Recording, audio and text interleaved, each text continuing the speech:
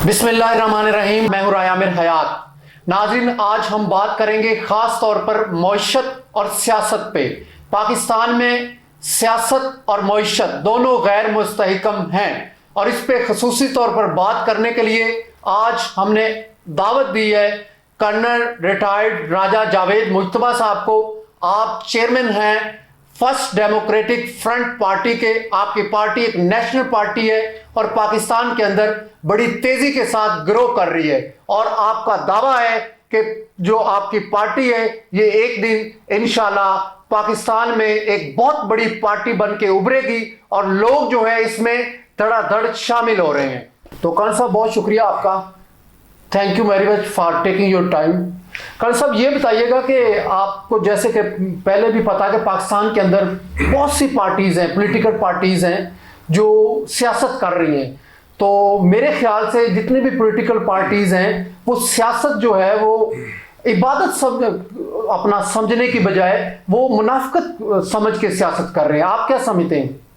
देखिए जी, मैं तो ये कहता हूँ कि ये पॉलिटिकल पार्टीज जो आपकी इस वक्त रूल कर रही हैं ये पार्टीज नहीं है, ये एक इंसान को फॉलो कर रही है। यानी कि अगर आप PMLN को लेंगे तो नवाज शरीफ है, अगर आप पीपल्स पार्टी की बात करेंगे तो जरदारी या बिलावल है, इसी तरह अगर आप PTI की बात करेंगे तो इमरान खान है। ये पार्टीज नहीं है। पार्टीज वो होती हैं जिनके अंदर एक डेमोक्रेटिक सिस्टम होता है और फिर उस प्रोसेस के थ्रू एक लीडर इमर्ज करता है, उसको फिर प्राइम मिनिस्टर बना दिया जाता है और फिर ये विरासत नहीं बन जाती कि एक दफ़ा वो बन गया बार बार वही बनेगा।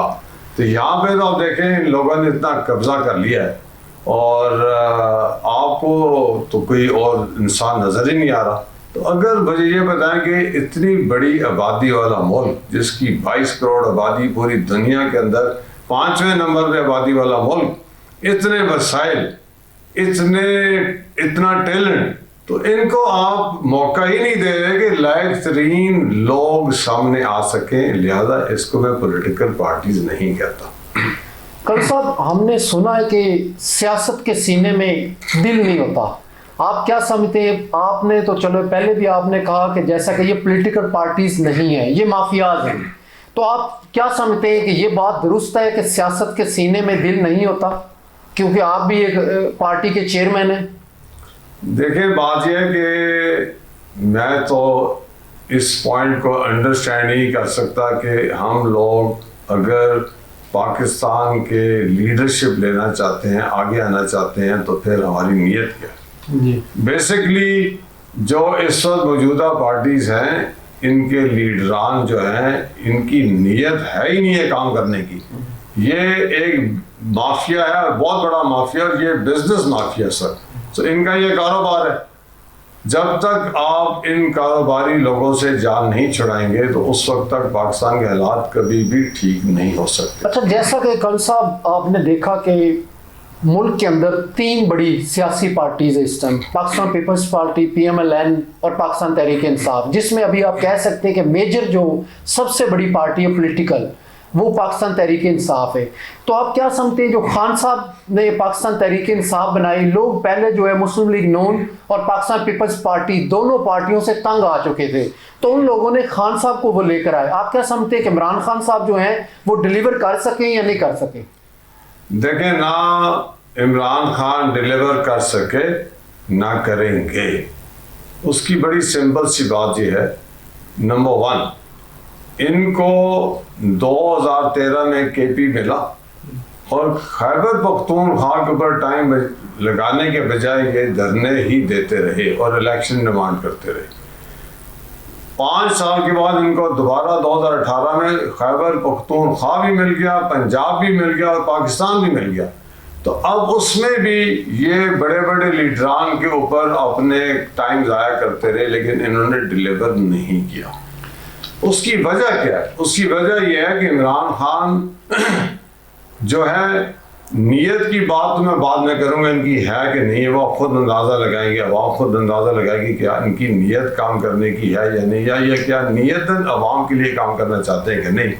लेकिन ये मैं आपको यकीनन कहता हूँ कि चूँकि इन्होंने सारी ज़िंदगी क्रिकेट खेला है, مان لیا انہوں نے بہت شہرت حاصل کی, ورلڈ کپ لائے, شوکت خانم بنایا, لیکن پاکستان کو چلانے کے لیے, پاکستان کو آگے بڑھانے کے لیے ایک کھلاڑی جس نے ساری زندگی کھیل کھیلا ہو, میرا خیال ہے کہ ہماری غلط توقعات ہے کہ عمران خان پاکستان کو بہتر کر لیں گے, بلکہ ان کی وجہ سے پاکستان مزید نیچے گیا. پہلی بات تو یہ ہے کہ لیڈر کون ہوتا ہے؟ لیڈر وہ ہوتا ہے جس کو کوئی ڈکٹیٹ نہ کرا سکے.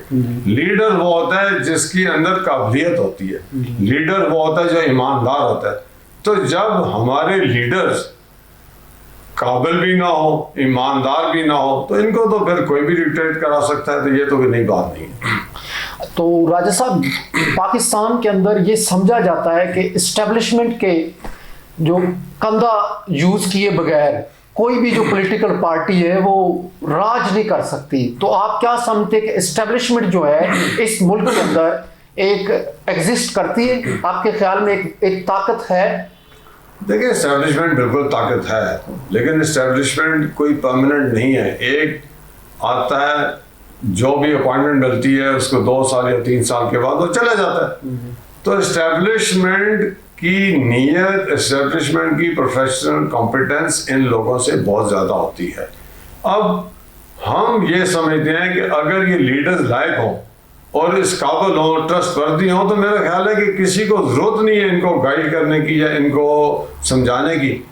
اصل مسئلہ جو ہے یہ لوگ آتے ہیں پیسے کمانے کے لیے. تو جب یہ انٹر ہی پالیٹکس میں پیسے کمانے کے لیے ہوتے ہیں تو پھر ظاہر ہے کسی نہ کسی ادارے نے ان کے اندر رکاوٹ تو ڈالنی ہے. اور یہ پھر اتنے نالائق ہیں, اتنے یہ لوگ بے شرم ہیں کہ یہ پیسے کو ترجیح دیتے ہیں, لیڈرشپ کو ترجیح نہیں دیتے, اور آہستہ آہستہ انہوں نے پاکستان کو مشکل ترین حالات میں ڈال دیا. اچھا, ابھی جو مشکل ترین حالات پاکستان کے اندر جا رہے ہیں, سیاسی آپ بات کریں یا معاشی بات کریں, انسٹیبلٹی ہے ملک کے اندر. نہ ہماری جو سیاست ہے وہ کسی استحکام کی طرف جا رہی ہے, نہ ہماری معیشت کسی استحکام کی طرف جا رہی ہے. تو آپ کیا سمجھتے ہیں اس کا حل کیا ہے؟ حل ایک ہی ہے جی. پاکستان جو یہ موجودہ پارٹیز ہیں یہ کبھی بھی نہ ٹھیک کر سکتی ہیں نہ یہ کرنا چاہتے ہیں.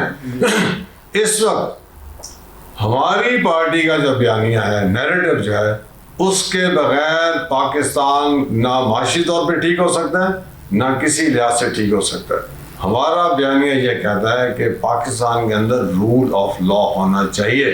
پوری دنیا رول آف لا پہ چل رہی ہے. ہماری پارٹی کا بیانیہ یہ کہتی ہے کہ تھانہ کلچر کو ٹھیک ہونا چاہیے تاکہ آپ کی عوام, بالخصوص گاؤں والا, کہ میں خود گاؤں کا رہنے والا ہوں, ہم انڈرسٹینڈ کرتے ہیں کہ مسائل جب تھانہ کلچر آپ کریں گے, بلکہ میں تو کہوں گا تھانہ بدماشی کو ختم کرنا پڑے گا, تو پھر عوام آزاد ہوگی اور آزادی سے ووٹ ڈالے گی. لیکن راجہ صاحب, اگر جو آپ نے بات کی کہ بدماشی کی بات کی, تھانہ کی جو بدماشی ہے, تھانہ کلچر کی آپ نے بات کی, اس کو تبدیل کرنا ہوگا. تو اگر اس کو تبدیل کر دیں گے تو سیاستدان جو ہیں وہ کس طرح سے سروائیو کر سکیں گے؟ تھانہ کچہری کو یوز کر کے تو سیاستدان کا سروائیول ہے جو ابھی پاکستان کے اندر کرنٹ سچویشن ہے پولیٹکس کی. دیکھیں, اپنی بات کو مزید بڑھاتے ہوئے یہاں میں یہ بھی آپ کو کہنا چاہوں گا کہ پاکستان کے اندر الیکشن کمیشن آف پاکستان کہتا ہے کہ قومی اسمبلی کا الیکشن 15 لاکھ میں لڑنا چاہیے. تو جب تک 15 لاکھ کے اندر الیکشن نہیں ہوگا تو ایک عام آدمی, آنےسٹ آدمی, دیانتدار آدمی, قابل ترین آدمی آگے نہیں آ سکتا. ہم یہ چاہتے ہیں, ہماری پارٹی یہ چاہتی ہے کہ آپ کے الیکشن سستے ترین ہوں تاکہ مڈل کلاس سامنے آئے. جب تک مڈل کلاس آگے نہیں آئے گی اس وقت تک نہ تھانہ کلچر ٹھیک ہوگا, اس وقت تک لوگوں کے مسائل حل نہیں ہوں گے. اور جب تک یہ لوگ جو کروڑہا روپیہ لگاتے ہیں وہ کہاں سے لاتے ہیں؟ حرام کا پیسہ. جب حرام کا پیسہ لگاتے ہیں تو پھر یہ حرام کماتے ہیں. لہذا اس پر سوچنا ہی بالکل غلط ہوگا کہ یہ لوگ پاکستان کو خوشحال کریں گے. میں تو اپنی عوام کو یہ کہنا چاہوں گا, باخدا اب ایک ان لوگوں کی سے جان چھڑائیں. ان ارب پتیوں کو, کروڑ پتیوں کو ووٹ دینے کے بجائے آپ ہماری پارٹی کے مڈل کلاس کو ووٹ دیں اور ہم آپ کو مڈل کلاس دیں گے, لائق 3 لوگ دیں گے انشاءاللہ. اچھا راجہ صاحب, جیسا کہ آپ جانتے ہیں کہ پاکستان کے اسٹیٹ کے جو 4 پلر ہیں, جن میں جوڈیشری آپ کہہ لیں، بیوروکریٹس آپ ان کی بات کر لیں، آپ اس کے علاوہ باقی جتنے آپ میڈیا کی بات کر لیں، یا اس میں سب سے زیادہ جو ان پڑھ لوگ آ رہے ہیں وہ سیاست کے اندر کیوں آ رہے ہیں؟ سیاست کے اندر آپ کیا سمجھتے ہیں کہ ایجوکیٹڈ لوگوں کو نہیں آگے آنا چاہیے، ان کو موقع نہیں دینا چاہیے؟ دیکھیں میں پہلے کہہ چکا ہوں، اس وقت یہ وراثتی سیاست چل رہی ہے، ایک مافیا چل رہا ہے. انہوں نے کروڑوں روپے کمائے، اربوں روپے کمائے، انہیں فرق ہی نہیں پڑتا. انہوں نے یہ الیکشن لڑتے ہی نہیں، ایکچولی یہ سیٹ خریدتے ہیں. انہوں نے بیگز بھرے ہوتے ہیں، وہ اٹھاتے ہیں، لے کر آتے ہیں. اس کے بعد ٹاؤٹس رکھے انہوں نے، ان کو یہ عہدے دیے ہوتے ہیں، وہ جا کے لوگوں کو پیسے پکڑاتے ہیں. اب عوام پیسے کیوں پکڑتی ہے؟ عوام پیسے اس لیے پکڑ لیتی ہے کہ انہیں پتا ہے کہ آنا تو انہوں نے ہی ہے، یا بدماش نمبر 1 نے آنا ہے یا بدماش نمبر 2 نے آنا ہے. آنا ان بدماشوں سے کسی نے آنا ہے. تو لہٰذا وہ کہتے ہیں چلے ووٹ تو ڈالنا ہی ہے، اگر 1000 روپے کی جگہ کوئی 2000 دے رہا ہے اس کو ووٹ ڈال دے. تو لہٰذا ان کے نظریے کو ووٹ نہیں مل رہا، ووٹ مل رہا ہے ان کے پیسوں کے اور ان کی دہشت سے، ان کی بدماشی سے. اور انشاءاللہ تعالی ہماری پارٹی تھانہ کلچر کو ٹھیک کر کے دکھائے گی، اور ہماری پارٹی آپ کو مڈل کلاس سامنے لا کے دکھائے گی. اور وہ دن دور نہیں ہے کہ ہم پورے پاکستان کے اندر آپ کو فرسٹ ڈیموکریٹک فرنٹ نظر آئے گی انشاءاللہ. اچھا، آپ پاکستان تحریک انصاف میں بھی رہے ہیں، آپ نے بتایا کہ آپ پاکستان تحریک انصاف کے فاؤنڈر ممبرز میں تھے، تو تحریک انصاف چھوڑنے کی کیا وجہ بنی؟ دیکھیں پاکستان تحریک انصاف میں نے نہیں چھوڑی.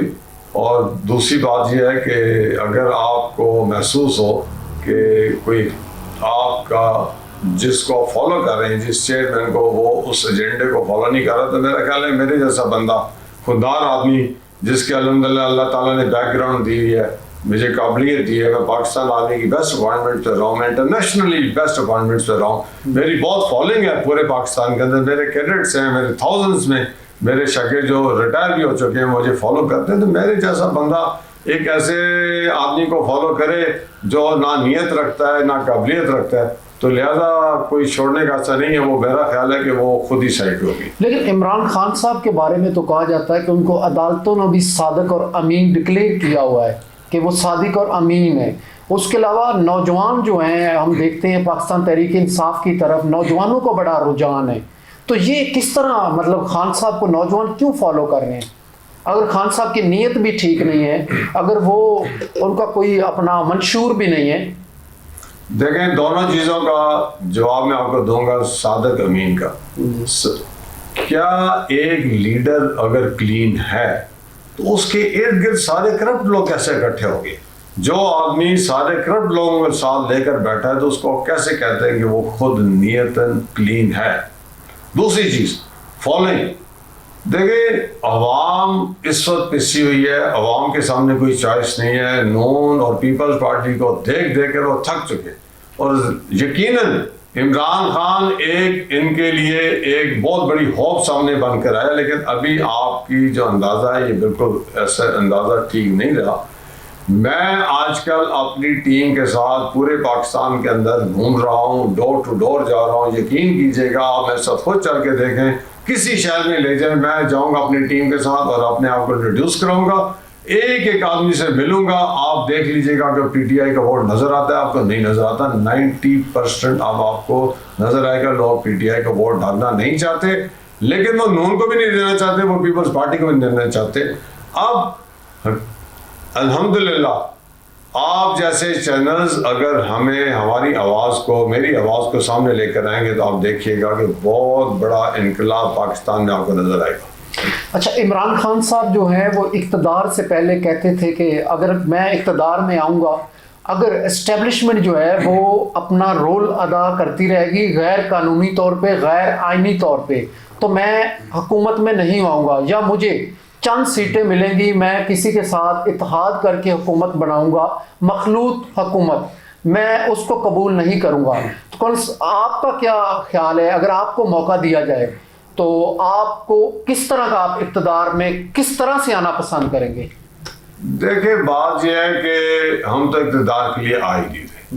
میں تو سمجھتا ہوں کہ ہم نے ایک اپنا نظریہ دینا ہے، ایک نیریٹو دینا ہے عوام کو، قوم کو، اور ہم چاہتے ہیں جب تک وہ نیریٹو نہیں سامنے آئے گا، وہ نیریٹو فالو نہیں ہوگا، پاکستان تو ٹھیک ہو ہی نہیں سکتا. لہذا اقتدار لینا یا نہ لینا تو کوئی اہمیت رکھتی ہی نہیں ہے. میں پھر یہ کہوں گا کہ ہمارا نیریٹو بڑا سمپل ہے. جب تک مڈل کلاس، آنیسٹ کلاس، قابل لوگ اوپر نہیں آئیں گے اور یہ کرپٹ مافیا جب تک سائڈ پہ نہیں ہوگا تو الائنس کرنا، کسی کے ساتھ پیچ اپ کرنا کوئی مقصد حل نہیں ہوگا جب تک ہمارے نیریٹو کو فالو نہیں کیا جاتا. تو ایجوکیٹڈ لوگوں کو سامنے لانے کے لیے، ہونیسٹ لوگوں کی آپ نے بات کی کہ جو صاف اور شفاف لوگ ہیں، مڈل کلاس کی آپ نے بات کی، ان لوگوں کو آپ کس طرح آگے لے کر آئیں گے؟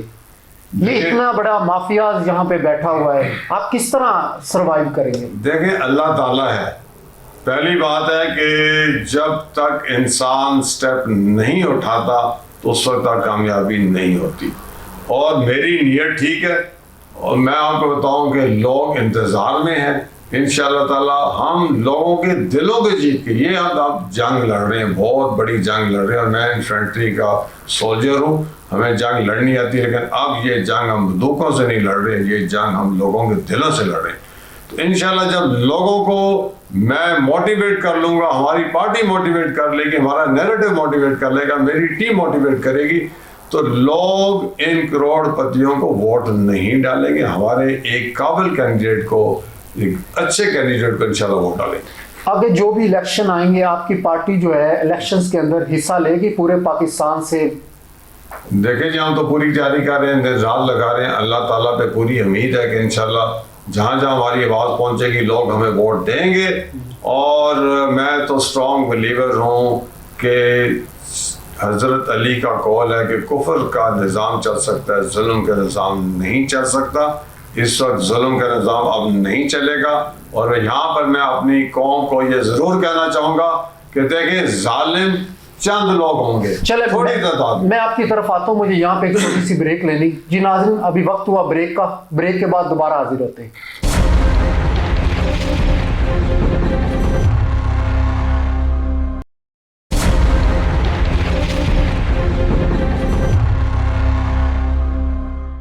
جی ویلکم بیک ناظرین، بریک کے بعد دوبارہ خوش آمدید. جی راجہ صاحب بتائیے گا کہ آپ نے پارٹی کا کس طرح سے سوچا، آپ کو کیسے سوچ آئی کہ آپ کو ایک پارٹی بنانی چاہیے؟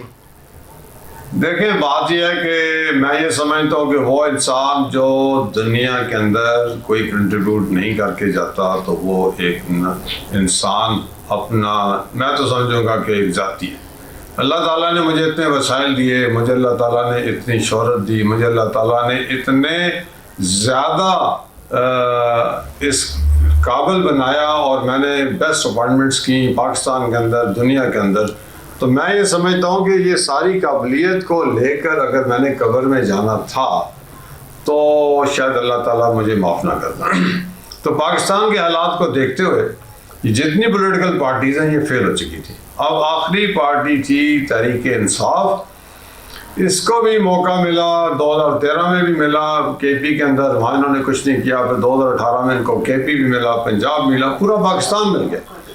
ان کو پھر دیکھا کہ انہوں نے کچھ ڈلیور نہیں کیا، تو میرے اندر یہ ایک ارج آئی کہ مجھے اب آگے بڑھنا پڑے گا. لہذا پھر میں نے اپنے آرمی کے کورس میٹس اکٹھے کیے، ان سے بات چیت کی، ان کو اس چیز پہ قائل کیا کہ ہمیں آگے آنا پڑے گا اور پاکستان کے اندر ہمیں اپنی کنٹریبیوشن دینی پڑے گی. تو یہ پھر سوچنے کے بعد ہم نے اس سلسلہ کام شروع کیا، اور الحمدللہ ہم نے بیسٹ ڈاکیومنٹس بنائے جو کانسٹیٹیوشن ہے، باقی ڈاکیومنٹس ہیں. پچھلے سال 26 اکتوبر کو ہماری party election commission of Pakistan سے رجسٹر ہوئی. اس کے بعد پھر ہم نے پارٹی کو پورے پاکستان کے اندر آرگنائز کیا. بلوچستان میں ہماری پارٹی آرگنائز ہے، کے پی میں ہماری پارٹی آرگنائز ہے، سندھ میں آرگنائز ہے، پنجاب میں آرگنائز ہے، آزاد کشمیر میں بھی ہم جا رہے ہیں، اور گلگت کی طرف بھی ہم بڑھ رہے ہیں. تو جو رسپانس پبلک ہمیں مل رہا ہے الحمدللہ وہ اتنا زیادہ ہے، اتنا اچھا ہے کہ ہمیں ایک خوشی ہو رہی ہے کہ ہم ایک اچھے کاز کے لیے جا رہے ہیں. اچھا، تو آپ یہ نہیں سمجھتے کہ پاکستان کے اندر political as a political party کو آگے لے کے چلنے کے لیے یا یہاں پہ سروائیول کرنے کے لیے بہت زیادہ سرمایہ جو ہے اس کی ضرورت ہوتی ہے.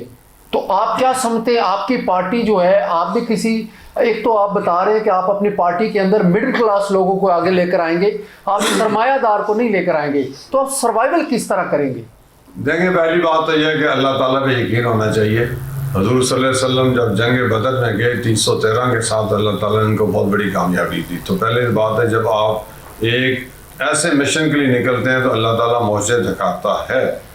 جہاں تک فنڈز کا تعلق ہے, یس فنڈز چاہیے ہوتے ہیں, اور ابھی بھی ہم اللہ کے فضل و کرم سے ہمارے ساتھی ڈونیٹ کر رہے ہیں, کنٹریبیوٹ کر رہے ہیں. اور مجھے یقین ہے کہ آپ جیسے میڈیا جو بڑے چینلز ہیں جب ہمیں آن ایئر کریں گے, ہماری آواز جائے گی, میری آواز جائے گی, تو انشاءاللہ تعالی ہماری پارٹی پاکستان کی امیر ترین پارٹی ہوگی انشاءاللہ. تو پاکستان اس وقت جن مشکلات کے اندر گھرا ہوا ہے, جو مشکلات پاکستان کو درپیش ہیں, آپ کیا سمجھتے ہیں کہ آپ کی پارٹی ان مشکلات سے پاکستان کو کس طرح سے نکال سکتی ہے؟ پہلی بات تو یہ جی کہ میں آپ کو ود کنوکشن کہتا ہوں کہ ہماری پارٹی کے علاوہ, ہمارے نیریٹو کے علاوہ پاکستان کو کوئی ٹھیک کر ہی نہیں سکتا. اور وہ ہمارا نیریٹو وہی ہے کہ جب تک ہم نے قابل لوگوں کو آگے نہیں لے کر آنا, آنیسٹ لوگوں کو آگے لے کر نہیں آنا, تو پاکستان ٹھیک ہو ہی نہیں سکتا. مجھے خود بتائیں, ایک آدمی ہے کرپٹ, ایک آدمی ہے ڈس آنیسٹ, تو وہ اور ہے بھی نالائق, تو وہ پاکستان کو کس طرح ٹھیک کرے گا؟ وہ کرپٹ بھی ہے, نالائق بھی ہے. تو انشاءاللہ ہماری team one of the best team ہوگی. بہت ٹیلنٹڈ لوگ میرے ساتھ اس وقت موجود ہیں, ریٹائرڈ آرمی آفیسرز ہیں, بیوروکریٹس ہیں, سیولینز ہیں, اور پاکستان کے اندر جتنا ٹیلنٹ ہے میں سمجھتا ہوں کہ اتنا زیادہ ٹیلنٹ ہے, صرف اس کو یوٹیلائز کرنے کی بات. اچھا, آپ بار بار بات کرتے ہیں کہ آپ کی پارٹی کا منشور یہ ہے کہ آپ رول آف لا کی بات کرتے ہیں, تو آپ کس طرح سے اس ملک کے اندر, پاکستان کے اندر رول آف لا کو کس طرح سے امپلیمنٹ کریں گے؟ پہلی بات تو یہ جی کہ رول آف لا بالکل امپلیمنٹ ہوگا, اور ہماری پارٹی جب آئے گی, آپ پہلے سال کے اندر آپ کو ہمارا رزلٹ نظر آئے گا, ایک ڈائریکشن نظر آئے گا. جیسے ایک گھوڑا ہوتا ہے نا جی, جب وہ اس کو بھگاتے ہیں تو پہلے راؤنڈ کے اندر آپ اندازہ لگا لیتے ہیں کہ اس گھوڑے نے آگے بڑھنا ہے کہ نہیں بڑھنا. جی, میں آپ کو یہ بتاؤں کہ ان لوگوں کی نیت نہیں ہے. سارے نظام بنے ہوئے, سسٹم بنے ہوئے ہیں, لیکن ان کی نیت ہے نہیں. جب نیت ہی نہیں ہے تو پاکستان کے اندر رول آف لا کیسے آئے گا؟ یہ چاہتے ہی نہیں رول آف لا. جی, تو آپ ابھی کیا سمجھتے ہیں جو ابھی پاکستان کی کرنٹ سچویشن ہے, ابھی ہمیں آپ دیکھتے رہتے ہیں, بار بار کہا جا رہا ہے کہ پاکستان جو ہے یہ ڈیفالٹ کر جائے گا, پاکستان جو ہے یہ بڑا کرائسس کا شکار ہے, پاکستان کی معیشت بڑا کرائسس کی اپنا کرائسس کا شکار ہے. آپ کیا سمجھتے ہیں کہ پاکستان کو کرائسس سے کس طرح نکالا جا سکتا ہے؟ بہت سمپل ہے جی, ہمیں سادگی کی طرف جانا ہے, ہمیں ایمانداری کی طرف جانا ہے, ہمیں لائق لوگوں کو آگے لے کر آنا ہے, ہم نے چیزوں کو آرگنائز کرنا ہے. اور جب یہ ڈالا کلچر, یہ کلچر جو بڑی بڑی گنیں لے کے یہ پھر رہے ہیں, یہ پروٹوکولز, اس کو جو ہم ختم کریں گے تو میرا خیال ہے کہ آپ کی پولیس, آپ کے ادارے اتنی وسیع تعداد کے اندر وہ اویلیبل ہو جائیں گے کہ وہ عوام کو ڈیلیور کر سکیں. لیکن کرپشن کی اگر ہم بات کریں تو اس ملک کے کرپشن جو ہے وہ بہت زیادہ یہاں پہ کرپشن ہے. اس ملک کی جو جڑیں ہیں وہ کھوکھلی کر دی ہیں کرپشن نے, کرپٹ لوگوں نے. تو کرپشن کا خاتمہ کس طرح کریں گے, یا ابھی کس طرح خاتمہ ہو سکتا ہے کرپشن کا, اس کو کس طرح صاف کریں گے؟ دیکھیں, اگر لیڈر کی نیت ہو, پورے پاکستان میں کتنے اضلاع ہیں, 130 ہو جائیں گے, 35 ہو جائیں, اور کچھ بڑھا دیں تو چلیں 40 ہو جائیں گے. جی, ان اضلاع کو اگر ایک پرائم منسٹر خود دیکھ نہیں سکتا, ان کو سمجھ نہیں سکتا, تو میرا خیال ہے اس کو اس پرائم منسٹر ہونا ہی نہیں چاہیے. اور مطلب آپ یہ کہتے ہیں کہ پرائم منسٹر کا کریڈیبل ہونا بھی بڑا ضروری ہے, اور ہانسٹ ہونا بھی ضروری ہے. کریڈیبل ہونا بڑا ضروری ہے, اور آپ لوگوں کو سمجھائیں. اور ایک بہت بڑا فیکٹر ہے, لوگوں کی جو ادارے ہیں اگر ان کی تنخواہیں کم ہیں, ان کی تنخواہیں بڑھائیں. ہم پولیس کو ٹھیک کریں گے, لیکن پولیس کو ٹھیک کرنے کے لیے ان کی ہم تنخواہیں بڑھائیں گے, ان کی فیسلٹیز بڑھائیں گے, ان کو پرکس اینڈ پریولیجز بہتر کریں گے, میڈیکل فیسلٹیز دیں گے, تاکہ یہ لوگ کرپشن کی طرف نہ جائیں. اور جو کرپشن کی طرف جائے گا اس کو ہم بالکل معاف نہیں کریں گے انشاءاللہ. اچھا, خان صاحب بھی اقتدار میں آنے سے پہلے بات کرتے تھے کہ میں 2 چیزوں کو ٹھیک کروں گا. ایک وہ پولیس کی بات کرتے تھے, دوسرا وہ جو پٹوار سسٹم یہاں پہ چل رہا ہے, وہ کہتے تھے ایس ایچ او اور پٹواری یہ دونوں کرپٹ لوگ ہیں, میں ان دونوں کرپٹ لوگوں کو نکالوں گا اور میں ان دونوں ڈپارٹمنٹس کو کرپشن سے پاک کروں گا. لیکن خان صاحب بھی نہیں کر سکے. تو آپ کیا سمجھتے یہ کس طرح ہم اس نظام کو ٹھیک کر سکتے ہیں؟ دیکھیں یہ اکثر سوال میرے پہ آتا ہے کہ خان صاحب بھی یہی کہتے ہیں, لیکن عمران خان کا اپنا انداز ہے, جاوید مجتبیٰ کا اپنا انداز ہے. میں ٹوٹلی اگری کرتا ہوں, جو خان صاحب کہتے ہیں وہ بالکل ٹھیک کہتے ہیں, لیکن کرنا نہیں چاہتے یا کر نہیں سکے. میں یہ سمجھتا ہوں کہ اگر آپ کیا سمجھتے ہیں, وہ کرنا نہیں چاہتے تھے یا کر نہیں سکے تھے؟ میرا خیال ہے ان کا انٹینشن ٹوٹل اقتدار تھا. وہ ایک سیلیبریٹی ہیں, ایک ہیرو ہیں, وہ بس یہی چاہتے ہیں کہ وہ اسکرین پہ نظر آئیں, لیکن ان کی اس طرح ترجیحات ہے نہیں. اگر وہ ہوتی تو پھر انہیں اتنے کرپٹ پالیٹیشین کو آگے لانے کی کیا ضرورت تھی؟ وہ تھوڑا اور انتظار کر لیتے. میرا خیال ہے ان کو بہترین لوگ مل جاتے, لیکن انتظار تو انہوں نے کیا نہیں. لیکن پاکستان کے اندر اگر آپ پولیس اور ریونیو ڈپارٹمنٹ کو ٹھیک کر دیں, جو ہم کر کے دکھائیں گے انشاءاللہ, تو پاکستان کے اندر 90% فساد, لڑائیاں, جھگڑے ختم ہو جائیں گے. اور یہاں پر میں آپ کو ایک بات یہ بھی واضح کرنا چاہتا ہوں, فرسٹ ڈیموکریٹک فرنٹ ہماری پارٹی جب اقتدار میں آئے گی, اگر لوگ اپنے کام کرانے کے لیے پرائم منسٹر کے پاس یا چیف منسٹر کے پاس یا local M N A M P S کے پاس جائیں گے, اس کا مطلب ہم نے نظام نہیں بنایا, اس کا مطلب ہم فیل ہیں. جی تو راجہ صاحب میں آپ کی طرف آؤں گا. آپ بتائیے گا کہ خواتین کے حقوق کے بارے میں آپ کیا کہتے ہیں؟ پاکستان کے اندر خواتین کو ان کے حقوق مل رہے ہیں؟ دیکھیں پاکستان ایک ایسا ملک ہے جہاں پہ مور دین 50% خواتین ہیں, اور جب تک ہم اپنی خواتین کو عزت نہیں دیں گے, ہم اپنی خواتین کو انکارپوریٹ نہیں کریں گے, ہم خواتین کو اس لیول پر نہیں لے کر آئیں گے کہ وہ بھی پاکستان کے اندر اپنا حصہ ڈالیں, تو پاکستان کے اندر خوشحالی کبھی بھی نہیں آ سکتی. اس کے علاوہ پوری دنیا میں دیکھیں لیڈیز کو کتنی عزت ملتی ہے. یہاں پہ پہلی بات تو یہ ہے کہ آپ کہیں چلے جائیں لیڈیز نظر ہی نہیں آتی آپ کو. 80% ملک کے اندر لیڈیز کو اجازت ہی نہیں ہے کہ وہ باہر آ سکیں. یہ حالات بہت پاکستان کو پیچھے لے کے جا رہا ہے. اور پھر ہوتا کیا ہے, جو چند لیڈیز یا کم تعداد کی لیڈیز جب جابس پہ آتی ہیں تو ان کو بھی جاب کے اندر وہ کمفرٹ زون نہیں ملتی.